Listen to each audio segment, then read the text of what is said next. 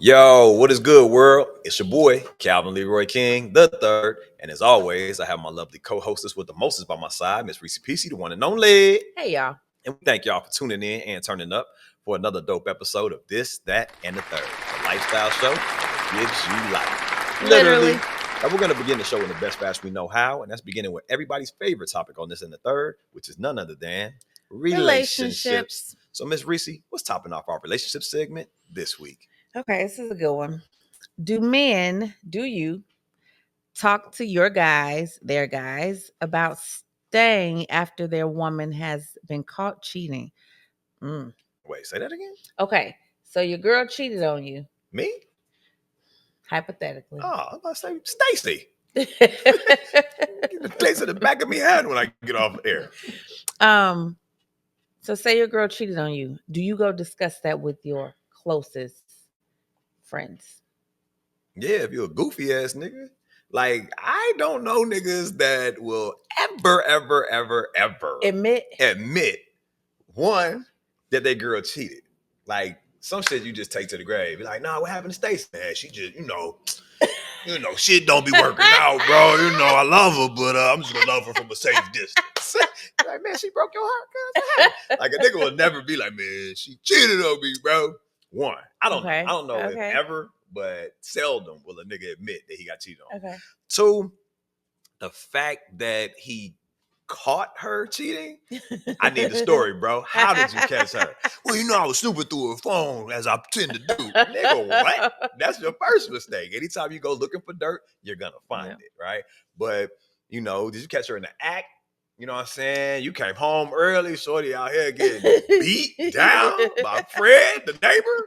Like, how? I need the story. So that's why niggas won't admit that they got cheated on, because you have to tell us how you found out. And then I just think that at the end of the day, like, niggas' pride be just too, to really admit that was their woman. You know what I'm saying? You just live with this woman, she done moved you in, raised your son, nigga, put your mother in hospice, nigga, and she cheat. You like, that wasn't my bitch, that was her bitch. You know what I'm saying? It's just like, bro, that was your girl, bro.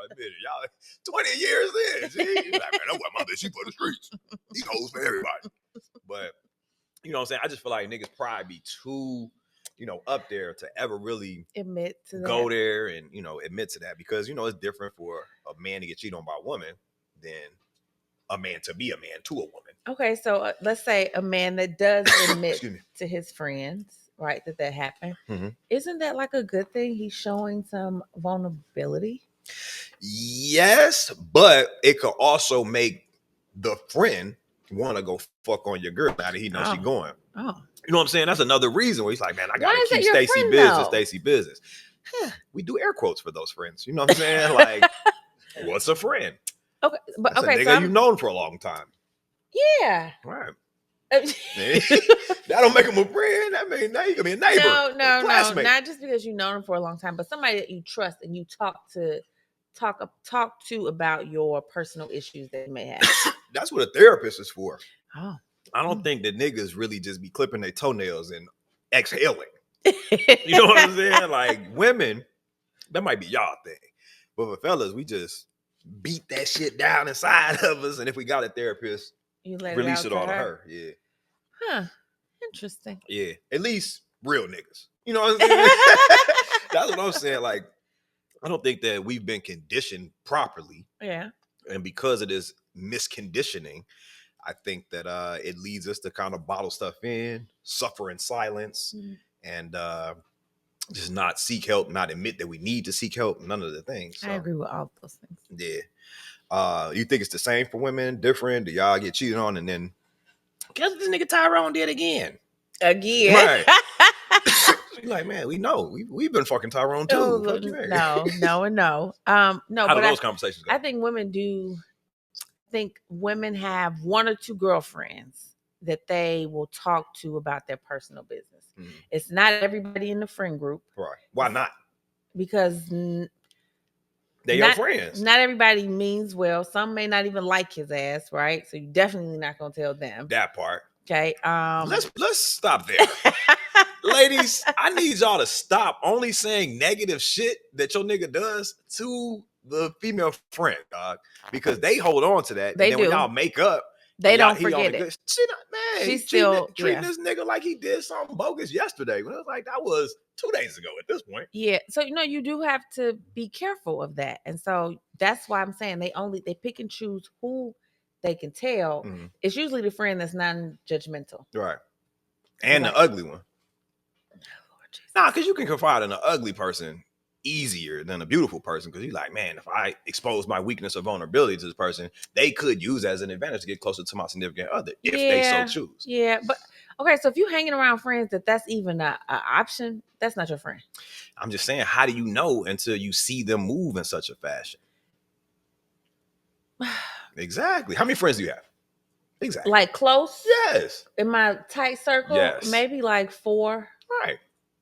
5, maybe. Yeah. How many people do you know? How many associates do you have? I mean, a lot. Probably 10x that amount. Yeah. I'm talking about the associates. Yeah. That are in the friend group adjacently, quadrilaterally, however it goes. You know what I'm saying?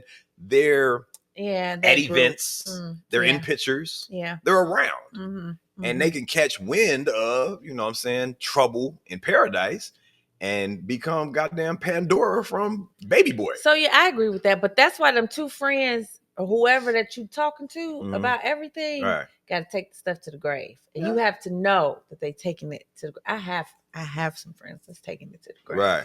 Right. So it don't matter what you say. Right.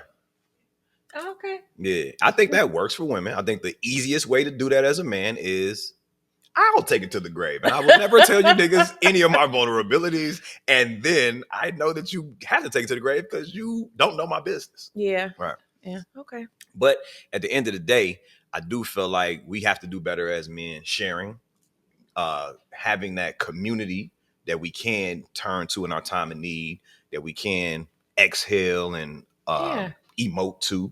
Outside of your therapist. Outside of your therapist, right? And then men and friends, we have to be a sounding board. We have to stop trying to give advice. We have to just let motherfuckers, just be a good, effective listener to our friends in need, because they need us to be that. And we need them to be that at the end of the day. Like, again, y'all know I'm going through my healing journey, you know what I'm saying? Mental health awareness and all that good stuff. And it's working for me. And it works most effectively when I come out of therapy and I'm able to confidently and proudly share some things that I'm learning with my brothers that are also going through the same process, right, with their therapist. So that's different. That's, you know what I'm saying? Community. And that's unique. That's my community. Those are my people. But I don't think a lot of niggas have that. No. I'm not of that lifestyle. I'm getting involved with it now. Yeah. But like, what about pre-COVID Calvin? That nigga was wild. You know what I'm saying? Like, that nigga was say some shit that didn't even make sense to him, let alone the person he was talking to. The toxic traits that he was exemplified was probably a reflection of not dealing with some unhealed traumas and stuff like that, versus knowing it's okay to be vulnerable, to have been hurt, to Calvin, be imperfect, if you will. But a lot of times as a man, especially a black man, we don't get that luxury. We don't get that luxury to have questions about stuff, to not know the answers to certain questions, or to, not have. Now you make me feel bad, because when I ask certain people questions, on a nigga, dog, I expect you to know. Yeah. And you expect a nigga to be like impervious to your onslaught, you're offloading onto this nigga, your constant, not you, but the world. Yeah. Right? And it's just like, man, sometimes you just don't have it, and that's okay. Yeah. But we've never been taught that as a black man. No, okay, so, I agree. I agree. Get a therapist, get a community. Yeah, get you a friend group, and get you a healthy relationship that complement each other. You got your bad chick right here. You got your bros right here. You got your therapist, your professional, mental health resource over here. And you're learning, you're reading, you're reflecting, you're doing all the work. Self-development, man. I think that's the key to success, as opposed to what we've been doing for the past however many generations. Because just think about your granddad's mental health. Think about your granddad being like, this damn it, Bethel. She was over there with Fred again. Like, that's not something granddad would say. You know what I'm saying? Granddad would go make another family on her ass. That's how he deal with his trauma. That's why he got so many fucking uncles you ain't met. You know what I'm saying? So it's like, we got to break those generational curses, starting in our own households to begin with. Agreed. But I think that about wraps us up for this week's episode of This, That, and the Third, the lifestyle show that gives you life. Literally. Be sure to tell a friend and check us out each and every time they're on any social and or streaming sites by searching This, That, and the Third, with the third spelled I, like the Roman numeral 3. Once again, it's been a pleasure serving as your host. It's been your boy, Calvin Leroy King the Third. My lovely co-hostess with the mostest, Miss Reese PC, the one and only. And we are... Check us out.